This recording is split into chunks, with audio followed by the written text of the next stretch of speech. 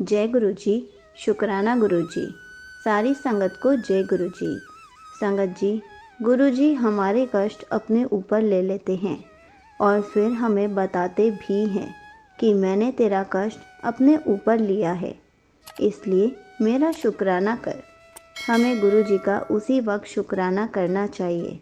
अब गुरु जी हमारे कष्ट अपने ऊपर कैसे लेते हैं, इसी पर एक आंटी जी का सत्संग सुनाती हूँ, जिसमें उन्होंने बहुत अच्छे से बताया है कि गुरु जी कष्ट अपने ऊपर कैसे लेते हैं और फिर हमें कैसे बताते हैं कि मैंने तेरा कष्ट अपने ऊपर लिया था और हमें क्या करना चाहिए।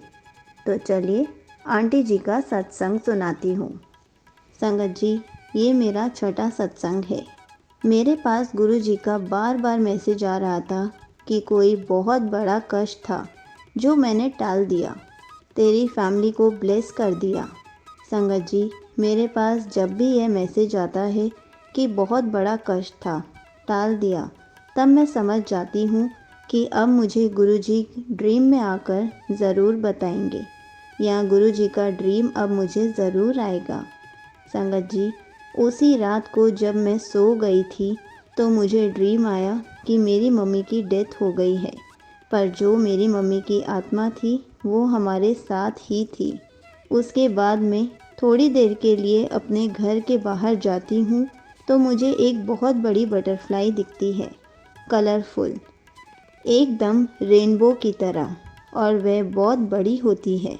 मैं फिर जल्दी से अपने घर के अंदर जाती हूँ और जो मेरी मम्मी की आत्मा हमारे साथ है उनको बाहर बटरफ्लाई के पास लेकर आती हूँ, यह बोल के कि मम्मी बाहर आओ, जल्दी से देखो गुरुजी बटरफ्लाई बनकर आए हैं।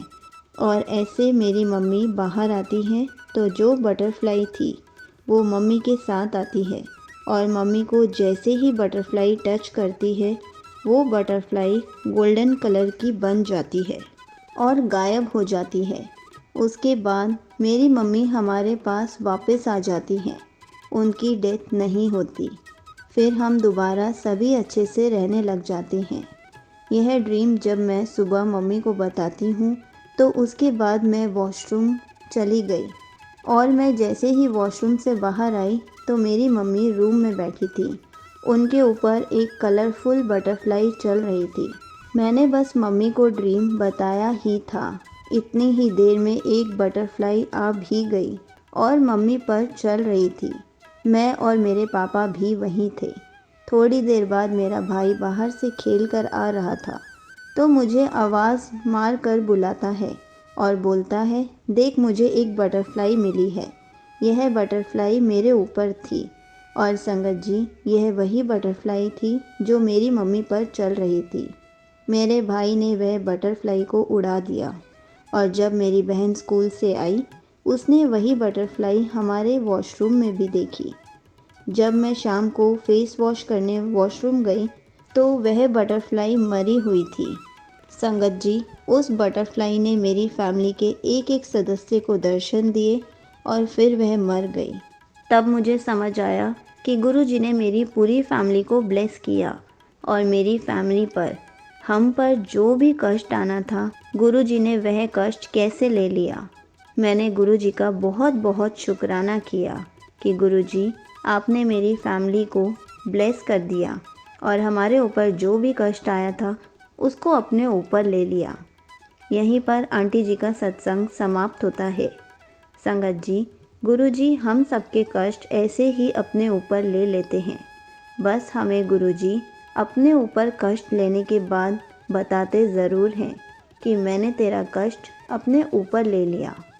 गुरु जी का बताने का तरीका अलग अलग तरीके से होता है। कभी वो मैसेज के रूप में बताते हैं, कभी गुरुजी ड्रीम में आकर बताते हैं या गुरुजी किसी सत्संग के थ्रू भी बताते हैं। इसलिए हमें गुरु जी का शुक्राना हर पल करते रहना चाहिए। जय गुरु जी। शुक्राना गुरु जी।